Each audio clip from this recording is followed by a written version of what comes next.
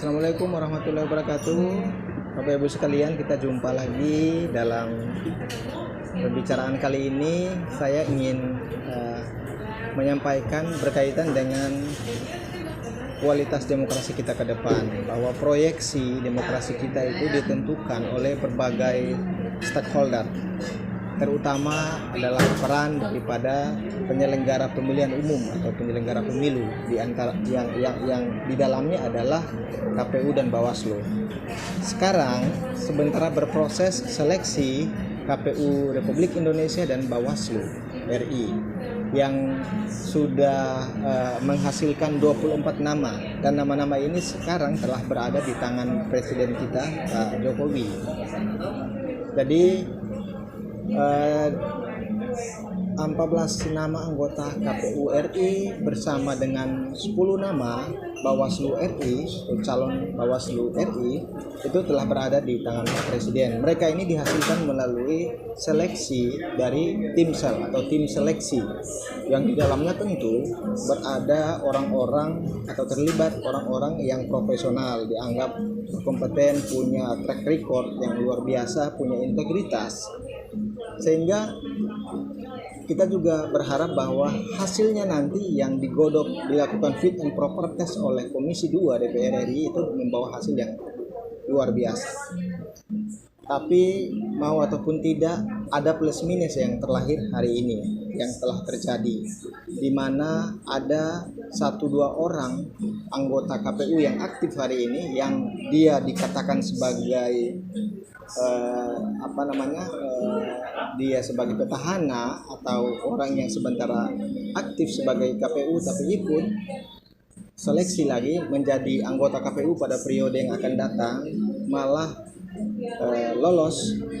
Bukan soal lolosnya itu, tapi soal rekam jejak ataupun hal-hal yang telah dilakukan, soal integritas dan idealis media atau oknum ini yang menurut publik banyak pihak sudah menyimpulkan bahwa dia pernah bermasalah secara moral atau pernah ditegur oleh DKPP, ya, Dewan Kehormatan.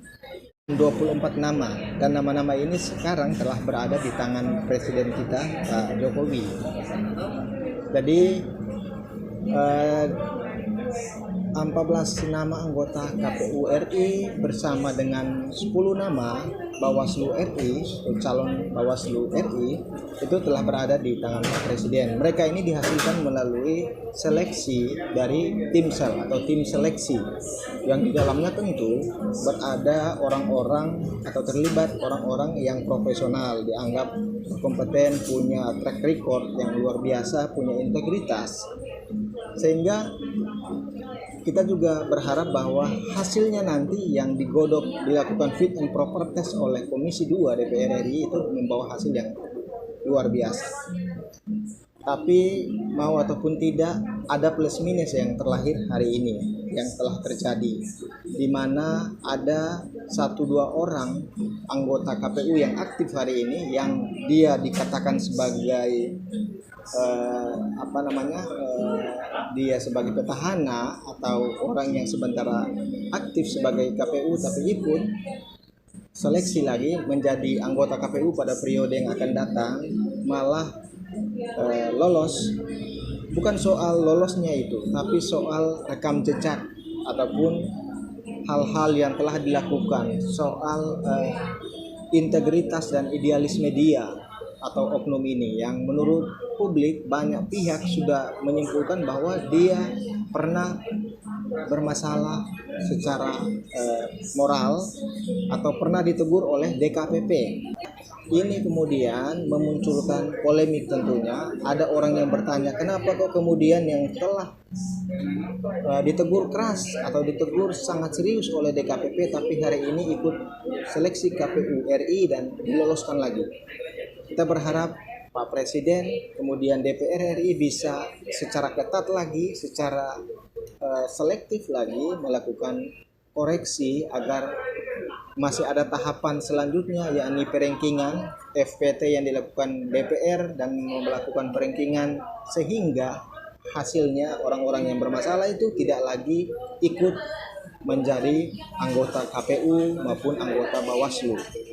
Mungkin ini menjadi perhatian pokok, ya, perhatian penting untuk kita semua.